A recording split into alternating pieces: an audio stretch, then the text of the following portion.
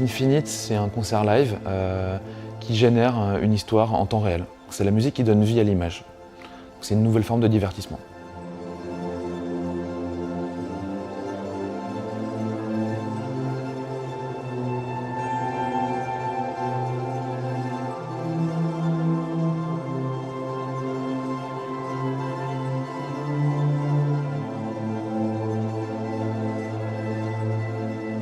De structurer une symphonie, donc ça peut typiquement pas être une différenciation dans le tempo, ça peut être une différenciation dans l'intensité du jeu.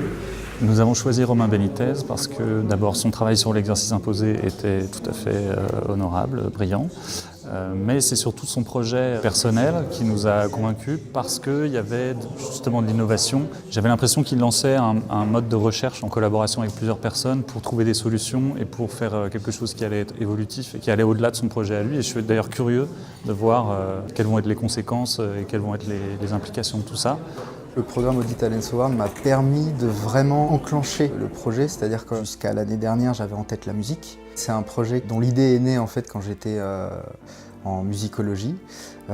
J'étais assez fasciné par le format symphonique. En fait, je trouvais que c'était un format qui permettait de vraiment raconter une histoire, de segmenter, de faire plusieurs tableaux.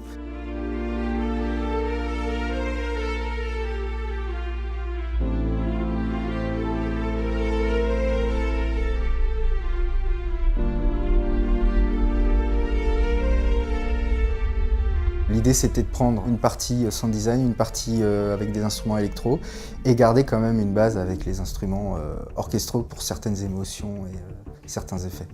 J'ai contacté Stéphane Mondoloni qui est le réalisateur d'Infinite, à qui l'idée a tout de suite plu. Il m'a mis en contact avec Alexandre Rivaud et Jean-Philippe Jacot de Bonjour Lab. Bonjour Lab, c'est un studio de création numérique et on se définit véritablement comme réalisateur d'expériences. C'est-à-dire qu'on utilise aussi bien le design que la technologie pour créer des moments d'émotion, d'action, d'interaction.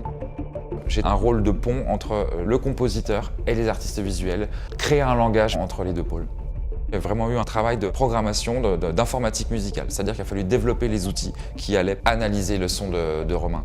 Moi j'interviens sur toute la partie création visuelle, c'est-à-dire que donc, avec Stéphane on a la partie scénario qui est donc écrite et après c'est comment on va pouvoir transformer ce scénario en scénario génératif. Donc commencer à réfléchir à partir des sensations que transmet la musique, mais aussi des données qu'on récupère, qui sont des données brutes d'analyse, comment la musique va pouvoir par exemple sculpter une forme. Et si on doit sculpter une forme, quelle forme c'est? Est-ce qu'on va commencer à travailler avec des ellipses qui vont se déformer en fonction de l'audio? Est-ce qu'il y en a plusieurs si on a plusieurs pistes? Est-ce que d'un coup, ces ellipses, on va les créer puis les arrêter pour créer de nouvelles formes graphiques? Infinite, c'est une flânerie en fait dans l'espace. Le spectateur va suivre la dérive d'un personnage dans l'espace.